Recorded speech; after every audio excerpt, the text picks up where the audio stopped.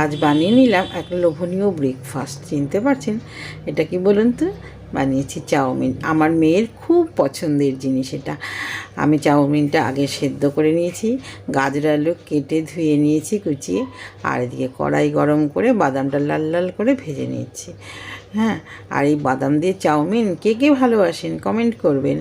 আমার মেয়ে কিন্তু খুব ভালোবাসে, আমিও ভালোবাসি। এবার ওই তেলের মধ্যে এবার গাজর আলুটা বেশ খানিকক্ষণ নাড়াচাড়া করার পরে দিয়ে দিলাম কুচনো বিনগুলো। বিন দিয়েও বেশ খানিকক্ষণ ভেজে নিলাম। তারপর দিলাম কুচানো লঙ্কা কাঁচা লঙ্কা কুচানো দিয়ে আবারও বেশ খানিকক্ষণ নাড়াচাড়া করে নিলাম। করার পর এর মধ্যে দিয়ে দেবো স্বাদ মতন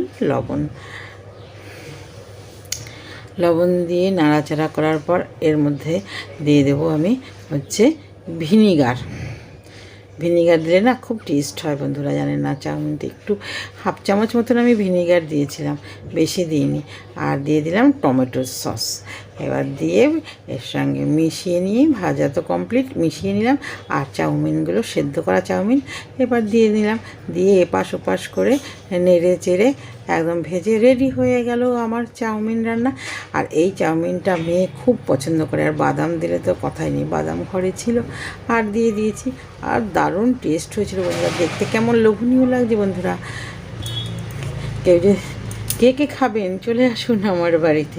এত সুন্দর চাউমিন আমার মেয়ে খুব ভালো খায়। মা বললো আজকে সকালে চাউমিন করো না, খাই সকাল সকাল, তাই বানিয়ে নিলাম এই লোভনীয় চাউমিন।